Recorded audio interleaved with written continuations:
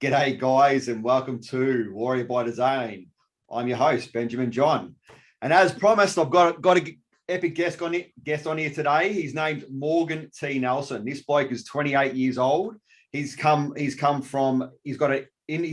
independent financially. He's got a six-figure business at the moment, and that's continuing to grow, right? This guy was financially independent, I believe, from the age of 23. And at 24, his six-figure business began, and then it's continuing to grow from there. Is that correct, Morgs? That's it. Yeah. Morgs is basically, he's got a top 6 podcast within Australia, as far as I know, or was in the top 6 podcasts. And he's also been in the top 12 of all time podcasts. So this guy knows what he's doing. He knows what he's talking about. He's at 28 years of age, and don't let his age fool you, because this boy's done it all. He's a guy who's come from being a carpenter, not having anything really to show for himself financially, to building what he has today. And that's what this Warrior by Design is really all about, is finding out what's the bullshit we need to know to be able to get to where we want to go in life, right? So, Morgs, is there anything that you want to hit us up with, or give us a little bit of a background as well on top of what I just said? Nah, you nailed it, man. That's me. Beautiful. Thank you for having me on the show, man. I'm stoked that I can be your first guest. I'm fired up for what you've got here, what you're creating, and where you're going to take this. I know a lot of people are going to get a lot of value from this. So yeah, thanks, mate. I really appreciate it. And that's, you hit the nail on the head there. That's what we're all about, is trying to give people value and support people in their own journey, right? So where I want to start, really, if we want to get into this, is Warrior by Design, right? The whole reason I created this was, me personally, I've worked with you, right? I've worked with you one-on-one. I've worked with a few different people. I've had mentors. I've had coaches. I've worked in containers with six-figure people and beyond. And, what I noticed myself getting into this self-development arena, or just starting to really improve myself in general, there's so much shit out there to choose from, right? There's so much you can go into. You can go down a million rabbit holes. But what I really found for myself personally, I'd love to hear your point of view on it, is what it came to me was really finding what resonated with me, finding those people that gelled with me, and finding what I required in that moment to be able to move beyond the experience I was currently having, and what I needed to dedicate to myself, or I needed to dedicate resources to be able to move beyond my current experiences, how I was thinking and how I was feeling. Can you maybe share a little bit with us, at the age of 23, when you started becoming independent financially and not having to rely on the system and all the rest of the crap we're told we have to deal with and we have to rely on? How did you achieve that, and how did you get to the mentality of being able to even see that? Yeah, awesome question. So pretty much, yeah. So I was financially free by 23 years old. But it was not a fucking easy path. You know what I mean? Like, I didn't get born into this shit. This wasn't ingrained into me. In fact, I had everything going against me for my whole life. Growing up, we definitely was not in a wealthy family. We were good, but it was very sort of told and growing up with, get in the box, be in the box, go to school, get good grades, go to university. And through school, my parents sort of knew that, hey, this kid, he ain't going to university because he's barely finishing fucking school, right? So they kind of understood that. But when I finished school, I was sort of told that, I wasn't very smart, and I definitely shouldn't do anything in journalism. I definitely shouldn't do anything in writing or speaking or anything like that. That's what I was told at school, right? So I thought, I gotta get a job. I need to work with my hands and work hard to be successful, because that's what it was. Like, I did have the goal as a young age. I'm like, I want to be successful, I think we all do. I think every single person actually has one day thought, fuck yeah, I want to be rich and famous when I grow up. Like, and I honestly think every single kid, when you're 11 years old, we all had the dream to be like, when I'm older, I want to be rich, I want to be famous, I want to travel, I just want to do epic shit in my life. And then between the ages of 11 and about 21, society conditions you to believe that you actually can't do that anymore. You need to fit into some type of box, and what's that going to be for you? So it's like, hey, that's not a choice, but what you can choose is which box you want to be in. Do you want to be a tradie? Do you want to be in corporate? What do you got to do?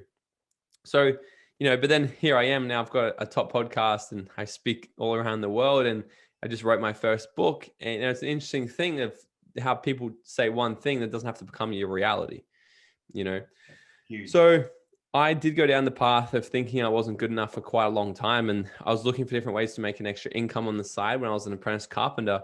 And a friend of mine introduced me to network marketing when I was 21. And like most people, I was kind of closed off. I had opinions, but I also had a very little bank account. And I saw these people, they were doing things that I want to do, man. They were happy. They were traveling the world. They were making an impact. They were doing all this stuff. And I thought, man, I don't care what Bob over here says, who's broke and still lives at his mum's house, and he's 50 years old, never made more than $50,000 a year, still works at a bank. I don't care about his opinion telling me that I can't do this and this thing's a scam and whatever. But I'm going to believe this person over here who's a millionaire in their 20s and they say, hey, Morgan, you can do this. Yeah. It's like, who you get listened to, right? And that's the thing. Like, we'll get in life, based off the opinions of people who we listen to. And so I decided to jump in and I started building this thing as a side hustle. But throughout those 2-3 years there, I did a lot of work. And, and now what's birthed into my Dream Out Loud method is what I teach people, is how to actually create their ideal life. It's is where I started to discover that there's actually 4 pillars. So backing up a few more years before I even found network marketing, like I was drinking all the time. I was on drugs all the time. I was depressed. I attempted suicide at 19 years old. All this crazy shit. And the first thing I realized at that point was, how can I get to a point like this in my life when at one point previously I was really happy and I thought, it's the best life ever. And I think anyone who's been through depression or is still going through it now can actually think back to a time in their life where things were fantastic and they were joyful and they were happy and they were grateful. Yeah.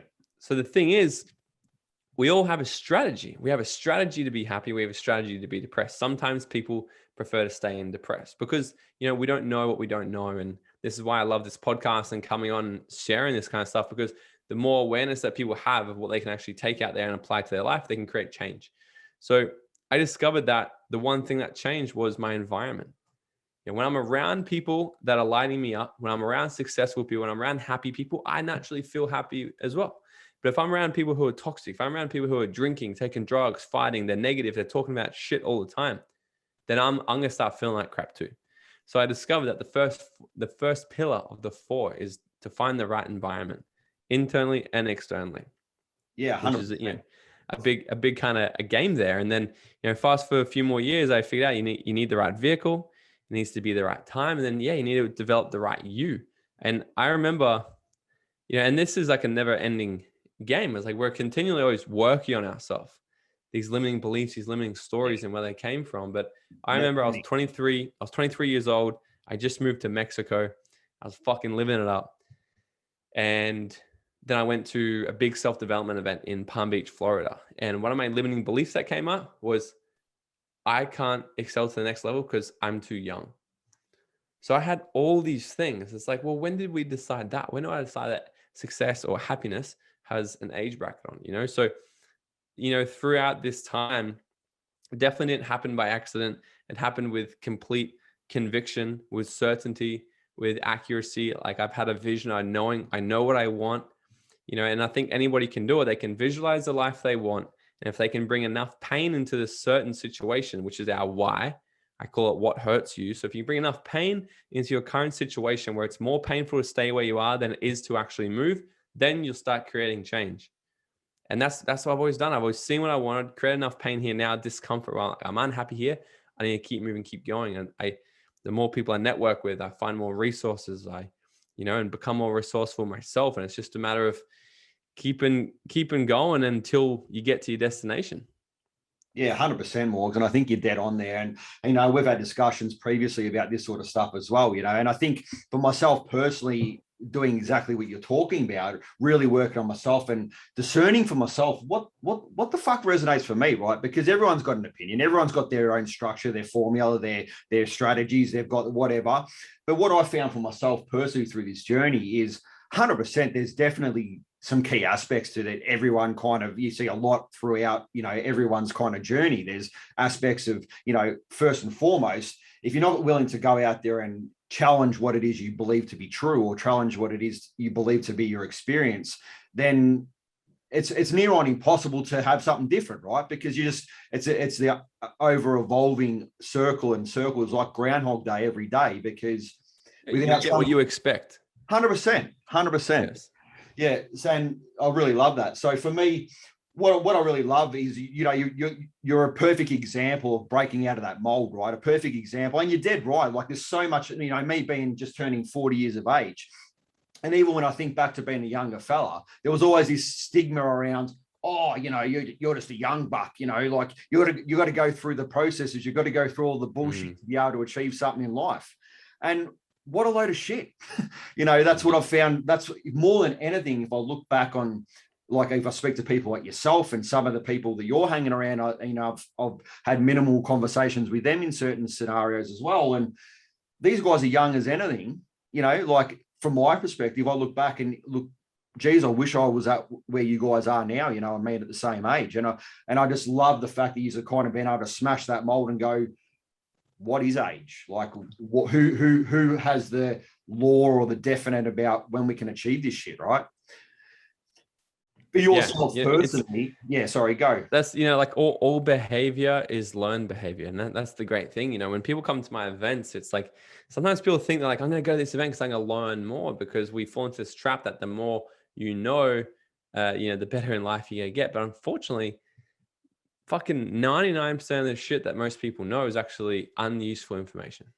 Yeah. It's not serving them. So I spend a lot of my time actually helping people unlearn a lot of the things that they've learned over the years. Like the things like, because what happens is society puts us in a box because everyone's doing the best they can with the information that they have at the time. And what happens is generations older than us, they went through a different era. They went through, there was wars, went through the wars, or depending how many generations, the Great Depression, so they had to live, and, they're like, I can understand why they may, someone who's 70, 80 years old might look at somebody my age and go, you guys don't understand of what we had. And I totally get it, and absolute respect to it. And I understand that we've got a life right now that we're living in the best era right now with technology, and there's never been a better time literally to be alive. There's access to so much information out there. But as generations happen, we need to understand that it's continually going to improve. It's going to, what got you to where you are won't get you to where you need to go. And it's the same with that generational curse. It's like how you did things growing up doesn't necessarily have to mean how it will be passed on. So instead of, like, what I do see, I heard a quote a little while ago. It's like they said, so what happens is if parents become rich, right, and they never came from like a wealthy family, instead of buying your kids what you didn't have, start teaching them things that you didn't know. Yeah. And that's how we're going to start changing the next generation. Instead of actually telling them, you don't know what I've been through, you should do this. It's instead of asking questions, you should be doing this. Say, hey, what do you want to do? I have a friend over in Bali, so I lived there for a few years, and their family is super successful. He has an 11-year-old daughter. She made her first $100,000 at I think 10 years old. That's awesome, right? And this girl's in school still. It's crazy. And when I was first talking to her, I said, Hanley, what makes you different from other kids? Like, how come you can do this and other people choose not to? And she goes, well, my parents they never used to ask me, what do I want to be when I grow up? They asked me, what do I want to be now? Mm-hmm. And it's just the power of questions and what we say to other people. And this doesn't have to be to a young person, it can be to our friends at work or whatever. It's like, instead of saying questions that will put people in a box, ask questions that will have them think of what's possible now. If nothing was impossible, what would be possible now? And then so her answer back was, I want to be a fashion stylist. So she created her own fashion brand, built a massive Instagram account, and now she sells fashion. She makes it all in Bali and sells it all out there. She has a 6-figure business at 11 years old. It's amazing, right? And this is the stuff I love, right? This is what the more and more I've been able to sort of, as you said, start to get to know the stuff I don't know, the more I've been able to sort of look at that stuff and really, really try and dig right deep in and explore. And, like you've got your 4 pillars, right? So for me, it's that explore, create, and be, right? Because for me, if you're not willing to explore and start getting out there and really challenge what it is you know about yourself, what you know about the world, what you know about what you can and can't do, if you're not willing to challenge some of that stuff and explore that, and then you go, from me personally, when you get to that exploring phase, you get to a stage where you're like, well, how do I do this? Or how do I be this? How do I create this? Right. And that's where that creating comes in. You get to that stage where you explore enough that you're actually able to challenge what it is you currently know to be able to create something different, right? To be able to create a new environment or create a new way of thinking or create a new belief, be it good or not. You can create these new opportunities, right? And then that being part is actually going, how do I bring this into my daily experience? How do I bring that into my moment to moment experience? So for you personally, you were talking about the 4 pillars. Did you want to tap more into that, or would you like to potentially say how you've kind of on your day-to-day experiences? Because the reason I kind of really started this is to really break out of that bullshit of that fancy putting people on pedestals and people are beyond us and, oh, this guy's just more intelligent than me and all that sort of crap, or he's able to do this because of this. Because I think the more I know and I be around you guys, we all know that that's bullshit, right? It's all about breaking out of ourselves and being able to do that for ourselves. So if you wanted to touch maybe on the 4 pillars, or potentially what it is you do on your moment to moment basis or day-to-day basis to keep you on track with creating your world, right? Or creating your dream, or dreaming out loud. Yep. Well, it all starts with a vision. And as cliche as that sounds, it's like, this is literally the thing. Earl Nightingale said a long time ago, he said, the problem with man is that he just doesn't think. And so many people are going through their life like on this hamster wheel and not really actually going, hey, what are my goals this week, this month, this year? Yeah. They're not thinking about it. And the interesting thing is, if you never actually put anything in your GPS, what are the chances of you ever actually getting there? So it's a lot easier to sit back and go, oh my God, it's so easy for that person because they have that, yada, yada, yada. Meanwhile, but then what are you doing? Are you going home every day and just watching Netflix? Are you not taking any action to improve your lifestyle? There's 2 kinds of people. There are people that are in the game playing on the field, and there's people that are sitting in the stands. You know what I mean? And the people that are sitting on the stands will always tell you how they should have done it.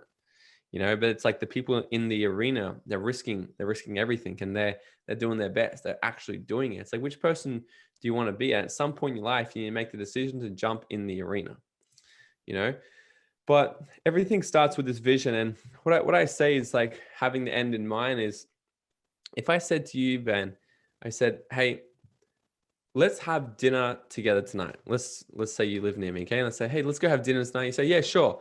Wicked. We don't want to have dinner with anybody else because you're the fucking coolest. And I said, yeah, I know. That'd be great. Let's do it. And then I go, hey, let's have pizza. You said, brilliant idea. Beautiful. Hey, I'll see you at 6:00. Hang up the phone. Now, for the rest of the day, me and you have gotten our awareness. The end goal tonight is pizza. Yeah, 100%. So what happens is we start to ask questions, because our vision and our goals determine the beliefs we have. And our beliefs determine the questions we ask ourselves. The questions determine our actions. Actions is our results. So now we're going to start saying things like, cool, I'm having pizza. Should we cook pizza? Are we going to cook it on the wood fire pizza out the back? Should we go and get all the ingredients from the shops, then come back and cook it? Or what ingredients are we going to put on it? Or should we go out to an Italian restaurant? If so, which Italian restaurant should we go to? Should we go to DeVito's on the Gold Coast where he sings? Or should we go to the one on the water? Or should we just go Domino's? Potentially what I'll do is I'll become aware of that Domino's fly that's been sitting on the fridge for the last year. Fuck, where did that come from? Oh, I only become aware of it right now because now I've got pizza in my awareness, in my reticular activating system, in our head.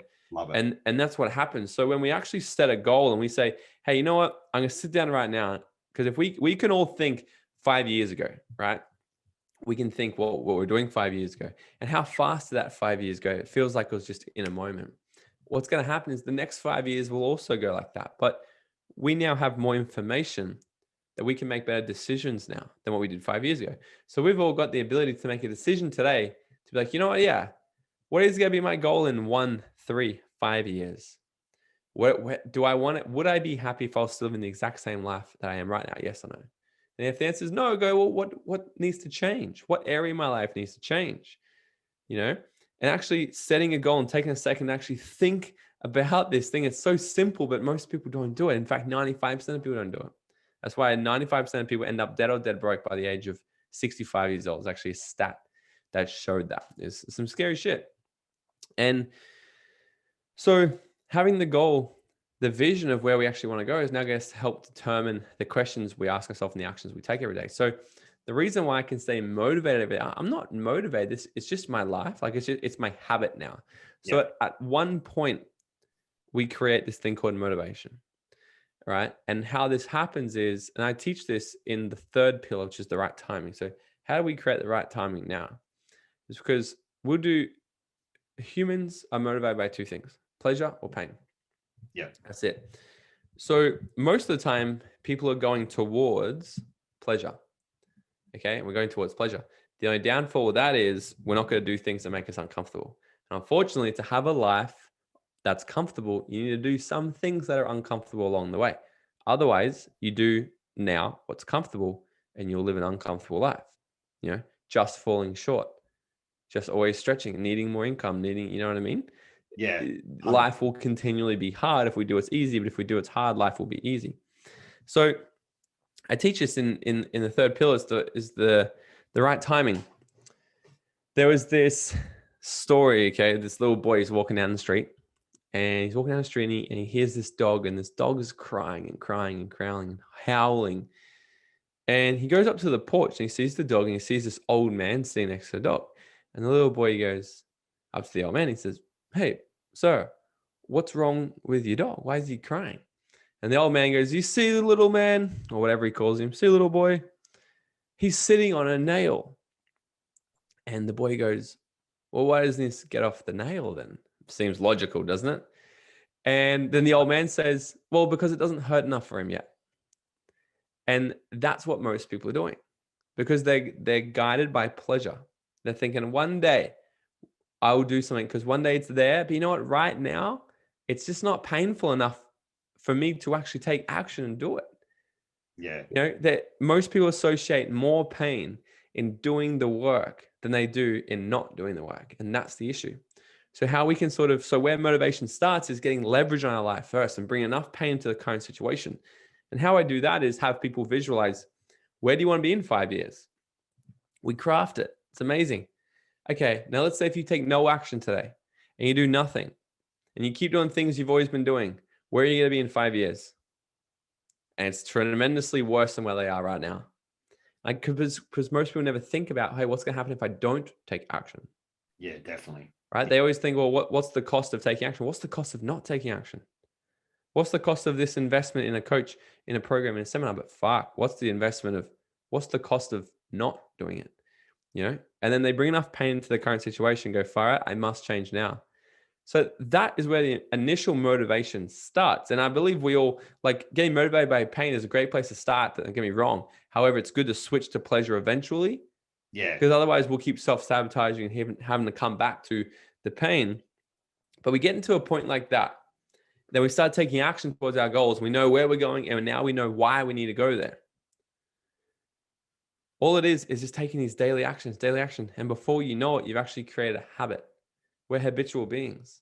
Same as if you drink a beer every single day for the next 30 days, you're going to start craving a beer on day 31, day 32, day 33. And you'll go, oh, it's a habit now. I formed the habit. But you could also create a habit of going to the gym every day. You could also create a habit of working your business, your part-time business every day. You could also create a habit of saying no to negative people who are always inviting you out to get pissed with them or whatever, right? And that's what's going to start.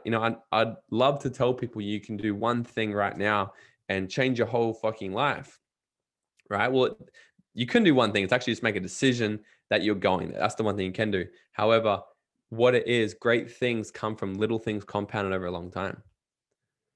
I was in Maui in Hawaii speaking on stage there to a huge event of our company's top 100 performers or something like that. And Darren Hardy was there. He's the founder of Success Magazine. I was 24 years old. I thought I was the shit because I was the youngest person to ever get invited to speak at this event. I was like, damn, fuck, that's pretty cool. Must be pretty cool, hey? Yeah, And Darren Hardy gets up and he gives his keynote, and it was pretty freaking awesome. And this guy's like the GOAT of self-development and success, right? And we're having dinner later that night, and he comes up and he says, "Hey, my name's Darren." I said, "Hey, I know, my name's Morgan." He goes, "Hey, how did you enjoy today?" I said, "Yeah, it was pretty good. I kind of already knew a few things though." And he says to me, "You knew a few things. You knew it." I said, "Well, like a couple of things." He said, "Let me ask you a question. Are you doing it? And does your bank account show it?" 100%. Yeah. Far out, mate. Yeah. Turns out you know a thing or two, right? But the thing he was teaching that really landed to me, because here's the thing: we can hear things and we go, "Yeah, well, I already know that." But that's the thing: are you doing it? Yeah. And is it really in your awareness? Because you can be aware of it.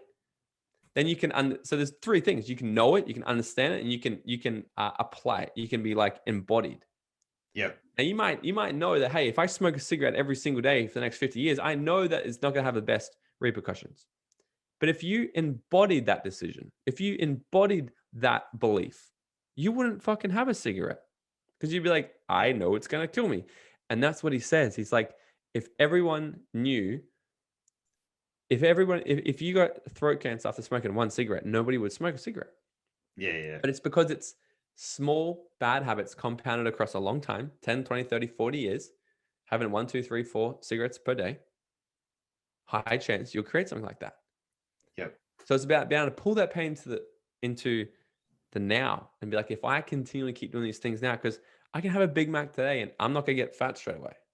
But if you have a Big Mac every day for the next 30 days, there was a fucking movie about it, right? Yeah, totally. They see the difference of small habits compounded daily. But we can also start to do these with positive habits. And that is how you wake up one day and people think, wow, you're an overnight success. Yeah, I've been bust mask for the last 10 years. When you've been out partying, drinking, doing other shit, going on holidays, I've been working. 100%, Morgs. And that's what I love. Like you mentioned it a few times now, and I kind of just want to, I suppose, bring it a little bit to the awareness. It's about bringing enough pain into our lives to be able to affect change, right? To affect a situation or experience within our lives that we actually come to a point where we're like, you come to a point in your life where you're just like, oh my God, like if I keep doing what I'm doing, I actually can't sustain this, right? You come to a point where you realize that you can't sustain what it is you're currently doing. There's enough pain within your experience to realize that if I don't do something different, I don't know if I can last, right? I don't know if I can last doing what I'm doing. And that's what I found funny. And what I found really interesting, more to the point, was a lot of the guys I speak to, like yourself and all these other people that, people would look at and potentially put on pedestals. They look at them and go that they've achieved something in their lives, achieved something that they believe is potentially out of their reach. Is a lot of these people have come from a shit place, a shit experience, and somewhere in their lives where, it's really hit that rock bottom. And I think the key thing that I've realized from even speaking to a lot of those people is we don't need to go there. We don't need to get there to be able to affect change. We don't need to get there to be able to do something, though we do need to be able to get to a point, I think, if you would agree, that we need to have enough within our experience to be able to say, if I don't affect change to move to what I want, where I am is not sustainable. Mm-hmm. What's your experiences with the people that you've been around in some of these, that, these key speakers, and then all these people that have, the other people may put on pedestals or see as achieving what it is they want? What's your experience been with that? In terms of what exactly? In terms of them actually getting to that point in their experience of knowing that they have to affect change to be able to go where they need to go. Right. Okay. So here's the thing. I'm going to break some hearts here, and I'm going to give you some good news. So if you're under the age of 25, the good news for you guys is you can look at the life you want and make a very conscious, quite easy decision. Go, I don't fucking like this. I want that, and I'm doing that. I'm going there. Done. So the great thing is you can be shown hope. The great thing is you can be shown a vision. You can be shown something else. Be like, hey, you don't have to live in the box. You don't have to live this 9 to 5 if this isn't what you want, or you don't have to live this life of bad health because you've been told it runs in your family, or, you can make that decision. Go, I'm rebelling against, I'm going that way. Yeah. The bad news is if you're over 25. So if you're over 25, unfortunately, The way our brains created, it's a lot harder for you guys to actually get to that point. So but the great news for you guys is you can still create change, because Right. it's just going to take a traumatic event. That's what happens. So Yeah. after the age of 25, there's been too many years of just beaten and conditioning. And it's going to be one way, but also the neuroplasticity in your brain isn't as adaptable, isn't it as like lively as what it is up until the age of 25. So the way of learning new things isn't as easy or feel is easy for someone under 25. Now, if you're sitting here going, well, fuck me, what? I got to wait for a heart attack? I got to wait for my wife to leave me? I got to wait for bankruptcy to happen? Not if you don't want to. Yeah, totally. That can be one choice. You can get off this podcast, go, yeah, well, that was good. Easy for him to say, young little kid, right? And that's fantastic. And look, I wish you all the best, but unfortunately, until you make a massive change, a traumatic event will happen in your life. And I pray to God it doesn't happen. However, if nothing does happen, nothing will happen. Yeah. But we can also simulate that. Like I was saying before, like we can bring in enough pain. Someone I was talking to a little while ago, it's like most people talk about vision boards and stuff. This is like I teach in the events too. It's like, here's the vision board and this is where you can go. But I also help people cast a vision of what's going to happen in their life if they do nothing. Yeah, definitely. And get them to really visualize that. What does it actually feel like? What's going to happen? Like who else is that going to have an impact on if you die early? Who else is that going to have an impact on if you have to keep telling your partner no? You're telling your kids no. Who else is that going to have an impact on? When we really get into the point of being like, I've had enough. Yeah. We've got to make the decision. There's 4 parts. There's 4 parts here. The first one is you need to see what you want. You need to see what you want. What does it actually look like? What's the life look like? What's it feel like? What's it taste like? What's it sound like? What does it actually look like on every single level? Second step is you need to believe it.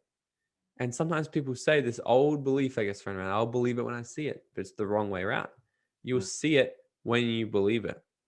Belief must come first. How true. Right? There was a guy called Roger Bannister, and he ran the 4-minute mile. He was the first person to ever run a 4-minute mile. And in fact, up until he did this, fucking scientists told him that's physically impossible. Your heart will explode out of your chest. That cannot happen. You will not do that. And he said, watch me. He believed it. He believed it. He believed it. He had absolute certainty in himself and his ability to do it. But he didn't just do it one time. Like, fuck, I did it in 5 minutes. I did it in 4 minutes, 20. This doesn't work. I'm not sure how long he did. He did for a long time, over and over and over, continually got better. But he believed in himself that one day it was going to happen. Then one day he breaks the record. A minute and under 4 miles. A mile and under 4 minutes. What do you think that then did? 6 weeks later, another person did it. And then another, and another, and another, and another. Because what changed? Everyone's belief. Fuck, it's actually possible. But it all starts with one person. So we need to have the absolute certainty and belief. And the easy thing is, most people here aren't here trying to break a world record. No. Most people are just going, fuck, I just want to be happy. Can you look at somebody else and go, fuck, has this person been unhappy at one point in their life and been happy? Yes, they had. Then so can I. You can build this belief. And the third one is actually making the decision. Like we need to decide. And nothing will actually choose. Like I said before, if you take one thing away from here today's podcast, it's to decide. And the word decide has another word in it. It's got side, which means in Latin to kill, it means death. So what that means is when we decide on our goal, when we decide this is what we're doing, when we decide we're having this life, not that life, we're actually killing all other options other than that to happen.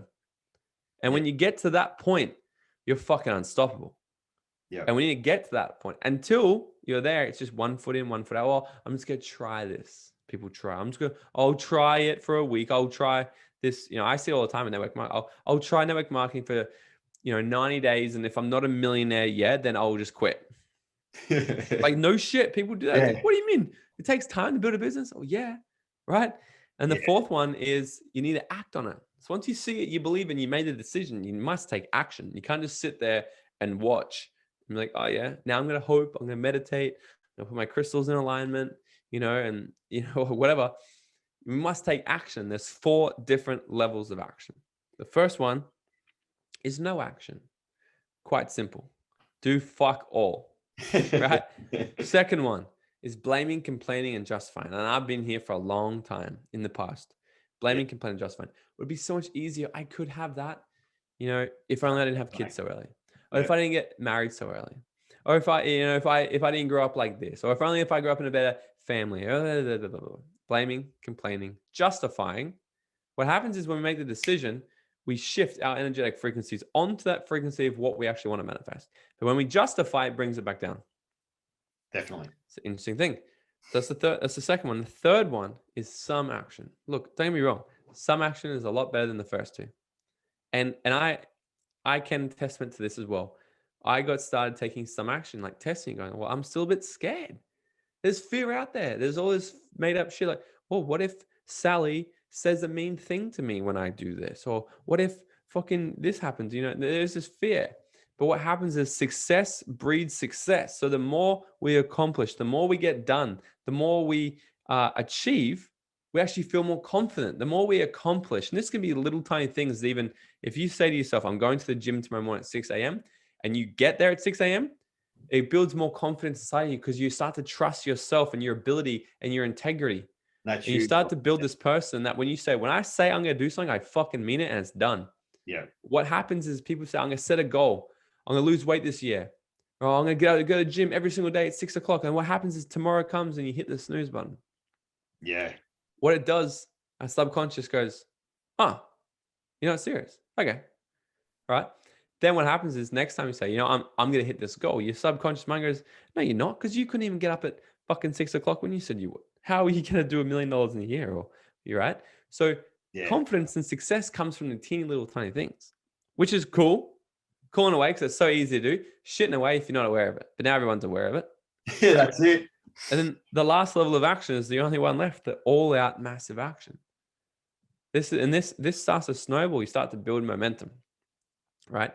Success breeds success, breeds success, breeds success, snowballing. And then that you just start to fall into this habit. When you're in alignment, you know where you're going. You believe in your ability to do it. You've made the decision. There's no turning back. You burnt the bridges. You burnt the boats. And he's taking massive action. It becomes really, really fun. Because everything starts to happen for you.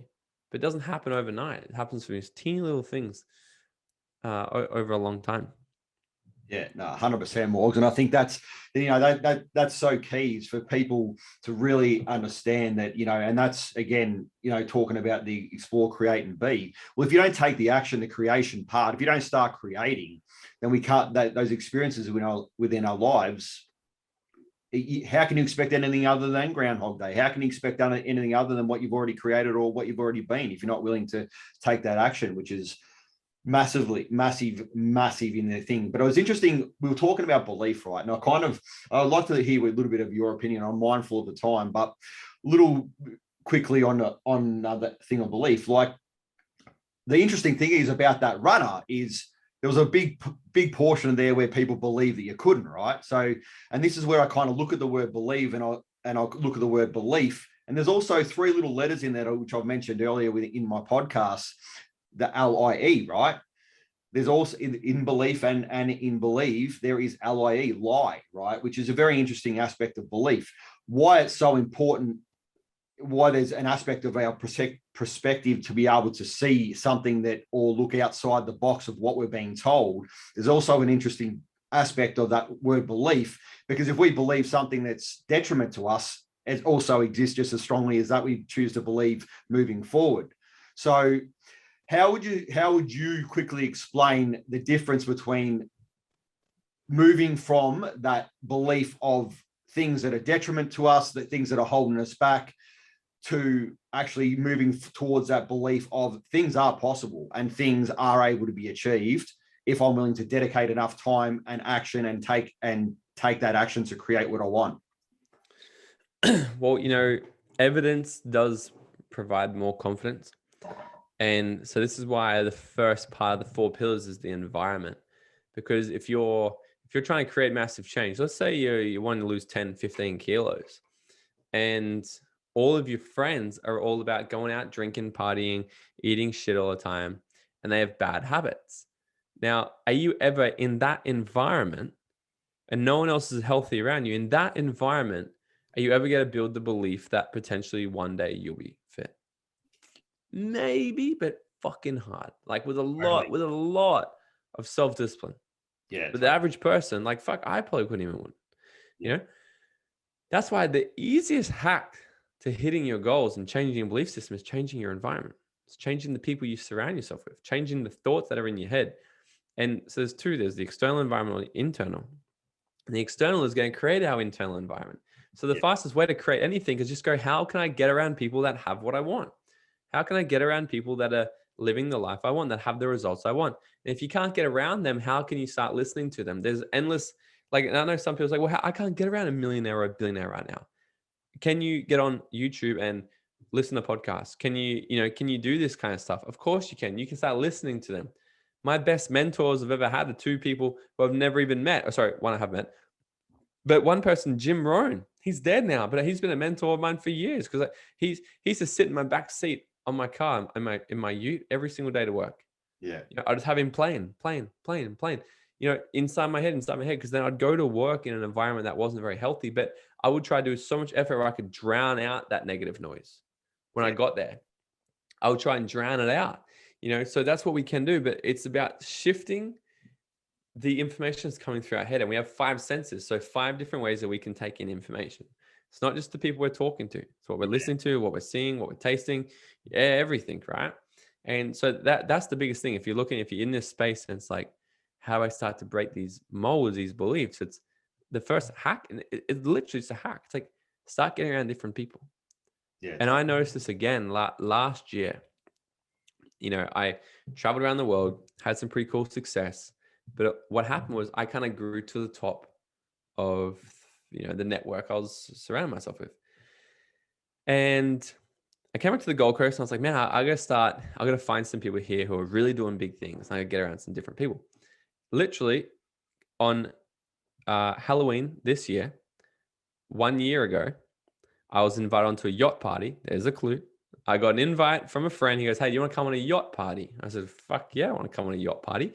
Yeah. Because and this sounds so douchey, but I just want people to understand, like, how I used to get invited to parties was, hey, do you want to come to this Joe's house party? I don't even fucking know Joe. There's an open house and it's just cringy and cops will probably rock up and there'll be 5 fights on the night. That's where I used to get invited to. Yeah. Now the invitation is, hey, would you like to come to a yacht party? Yeah. There's a 90-foot yacht. There's a bunch of people. I think you might want to meet some people. I said, beautiful. I come into this yacht party and there's a couple of people that I sort of knew through Instagram and stuff. I was like, wow, there's some, so I started getting in the conversation, listening to them and hearing what they were saying. And this thing I just laughed at. One of the guys was there and he asked the other guy. So here's the thing. There's always a banter. Okay. The banter doesn't go away. It just changes and we get to choose our banter, right? One of the guys says to the other guy, he said, hey, how much do you make this month? He goes, I think I did 50 grand. He goes, what the fuck, dude? When are you going to fucking hurry up and hit 6 figures? Stop being a pussy. And they started teasing him for only making $50,000 in the month. And I was watching, I was like, this is wild. Yeah. Because the banter's there. Yeah. If you go to a house party, an open house in the back end of Coomera, it's like, oh, you fucking pussy, or you hooked up with this girl, or you didn't get a number, yada, yada. All right? Totally. This is, what do you mean? They're pushing you, stretching you. What are you making, only 50K? When are you going to make 100K? Come on, step up with the big boys. I was just like, wow. But imagine adopting that kind of belief that, fuck, yeah, 50K is a small month. Yeah. And all the difference was the environment, right? So if you want the fast track to sort of shifting your internal belief, your internal dialogue is shifting the people who you're around.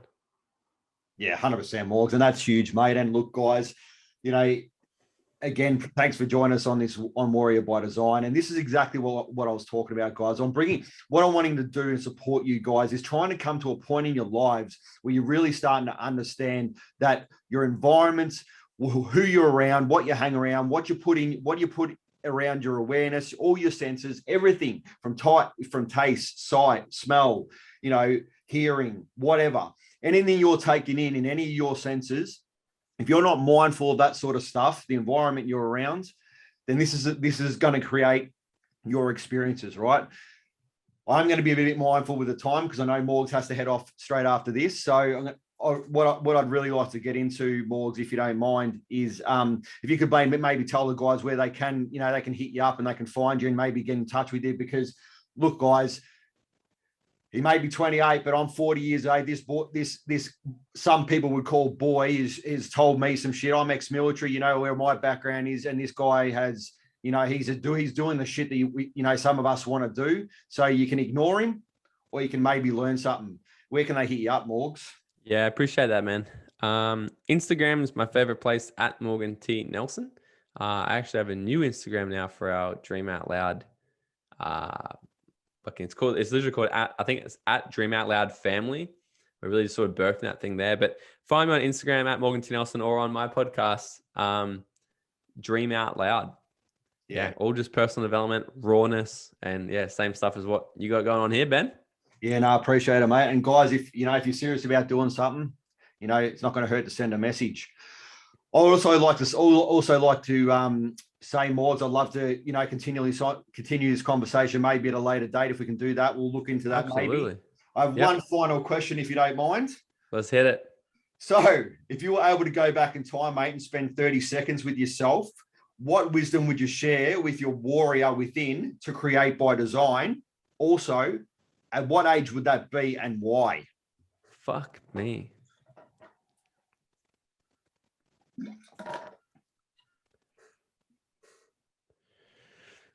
I'd probably go back to the 22-year-old me, and I'd really say stop giving a fuck what other people think now. Yeah. And own your shit and own who you are and what it is you want, and be more bold about it now, be more unapologetic about it now, and keep living it up like you are. However, start applying all the things you know earlier. Yeah, it's awesome, mate. Appreciate that. And what a piece of advice. I think it's we can all resonate from that. If we could go back and actually speak to ourselves and go, even from where we are or where we're going to be, and go, you know what, let's start applying some of the shit we know right now.